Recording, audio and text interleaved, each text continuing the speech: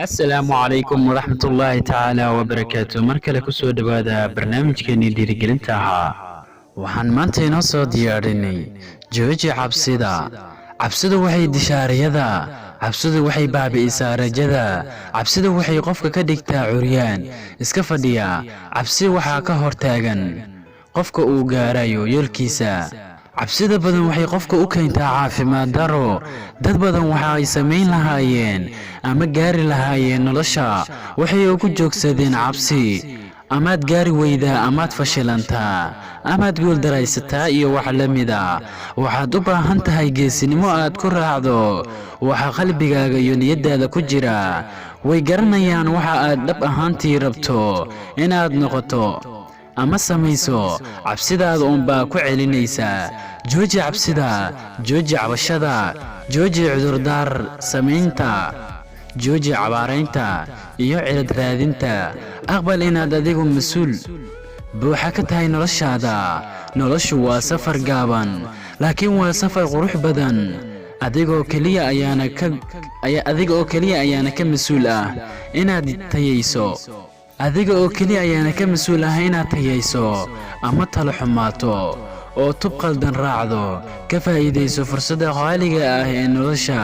ha ka cabsan waxa dadku ku oranayaan ama ay ku arki doonaan ogow dadku inta badan ma jecla inay runta maqlaan sababtoo ah waxay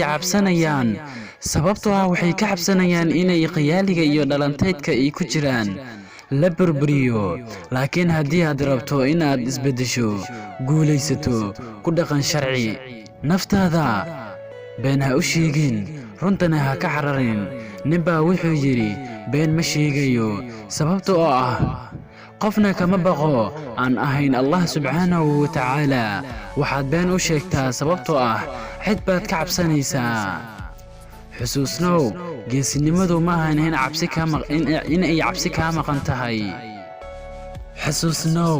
geesinimadu ma ahan in cabsi ka maqan tahay ama uusan cabsan geesinimadu waa inaad wajahdo wax kasta oo aad ka cabsanayso geesinimadu waa inaadan u ogolaan cabsi inay ku joojiso dad kala duwan oo sariirta saaran ayaa la su'aalay ma jiraan waxa aad ka shalaynaysaan waxa ay ku jawaabeen si iskugu mid ah waxaan ka qoomameynayaa fursadihii aynan ka faa'iideysan noocii nolosha runta ahayd ee qalbigeennu rabay inaan ku noolaanno laakiin aan ka cabsanaynay iyo go'aanadii aan sugnay waqti dheer inaan qaadanno fadlan jooji cabsida